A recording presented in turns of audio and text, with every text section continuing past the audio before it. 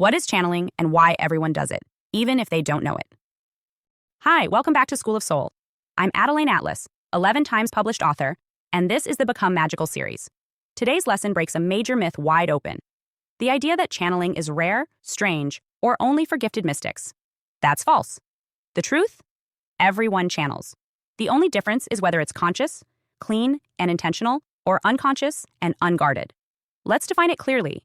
Channeling is the act of receiving and transmitting information, energy, or frequency from a source beyond the everyday human mind. This source could be your higher self, divine intelligence, ancestral memory, collective energy, spiritual beings, or even non-physical realms. Channeling doesn't always mean you're hearing voices. It could be a sudden download, a rush of words while journaling, automatic writing, feeling moved to speak something you didn't pre-plan, or sensing a deep truth that bypasses logic. Some people channel through speech, others through writing, some through art, music, movement, or even architecture. Think of it this way. When inspiration floods through you and you're not controlling it with your intellect, that's a form of channeling. You're the vessel. The message moves through you. So why is channeling misunderstood or feared? Because most people think it's only real if it's theatrical. They imagine dramatic trances, voice changes, or messages from aliens.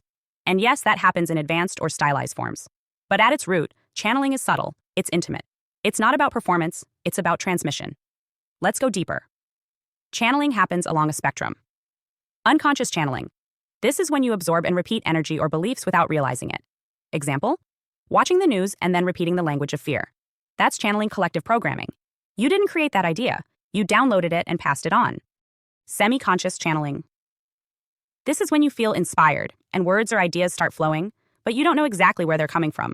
This is what many artists, writers, and creators experience. It feels like being in the zone. You're tapped in, but not fully aware of the source. Conscious channeling. This is intentional. You set the source. You open the line. You receive with clarity. You can pause, redirect, ask questions, and close the session with energetic boundaries. This is what advanced channelers train for. But again, you don't need to be a psychic to do this. You need alignment and overstanding. Now let's clear something up. Prayer is a form of channeling. You speak to God. You wait for a response. You open a portal of communication. The only difference is that in religious tradition, this is framed as sacred. But when it happens outside of a sanctioned context, people call it woo.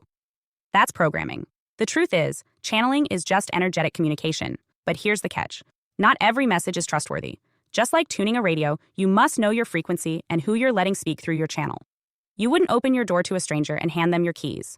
So don't do that with your energy. If you open to whatever comes, you'll get whatever's nearby. And not all of it has your best interest at heart. This is where protection and clarity come in. Before channeling, always state, I only consent to receive energy and messages from my highest aligned self, source, or benevolent guides of truth. All else is denied access. That one line creates an energetic firewall. Let's talk about types of channeling.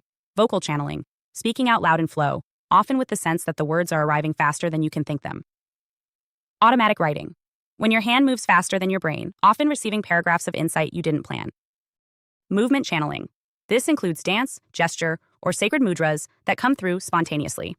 Art channeling, creating images, symbols, or design that feels beyond your personal style or training.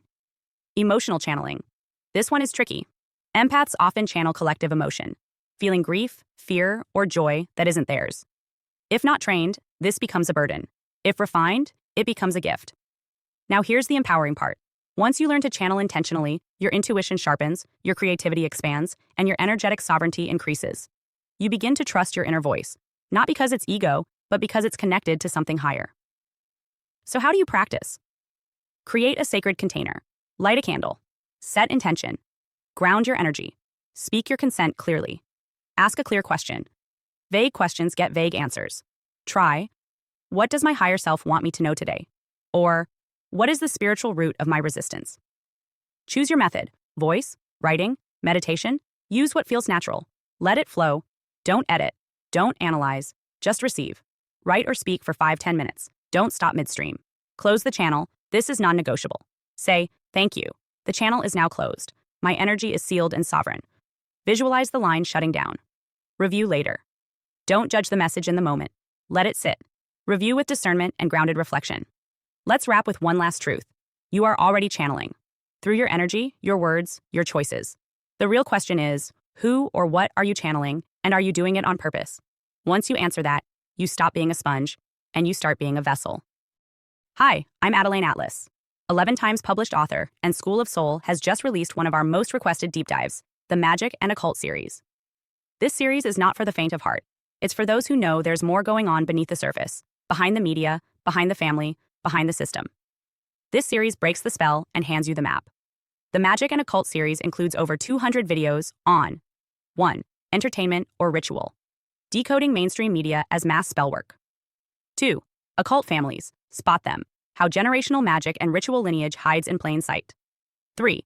Occult symbolism. The signs, seals, and signals used to claim, curse, or command. 4. Esoteric symbolism. Layered meaning, sacred geometry, and encoded messages. 5. Law is magic. How contracts, courts, and language are rituals of power. 6. Spells and spirits. What magic really is, and what happens when you use it. 7. Covens and lodges. Where modern ritual happens, and who's involved. 8. Destiny swapping. How rituals steal timelines, talent, or soul contracts. 9. Energy harvesting. Spiritual parasitism, and how to seal your field. 10. The clairs. Your intuitive senses. Clairvoyance, clairaudience, clairsentience, and more. 11. Become magical. How to strengthen your gifts, protect your mind, and wield conscious force. 12. Miracles are real, divine intervention, faith portals, and supernatural reversals. 13. The chosen ones. What sets them apart and why they're always targeted. 14. The black sheep, the generational breaker, often isolated by design. 15. Targeted individuals, spiritual and technological targeting of aware souls. 16. Gang stalking, organized spiritual and psychological warfare. This is the most revealing, most spiritually advanced, and most protective series SOS has ever released. If you've ever felt something was off about this world, this will confirm it and prepare you for what comes next. Your protection begins with knowledge. Join the SOS School of Soul Vault.